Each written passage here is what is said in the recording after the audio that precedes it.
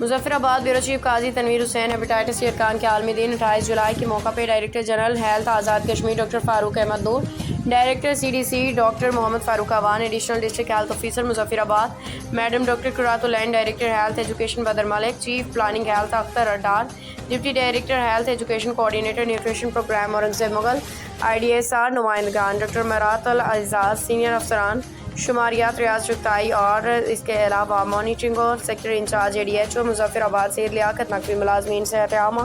शोबा CDC अधिकार आगाही walk में शरीक। महकमा सेहत आवाम के और सेहत की सहूलियात वहाँ पहुँचाने में ख़ुसूसी तवज्जो दे रहा है। बर वक्त तमाम इकदाम किए जा रहे हैं जिससे बीमारियों की रोकथाम में बर वक्त इकदाम होते हैं।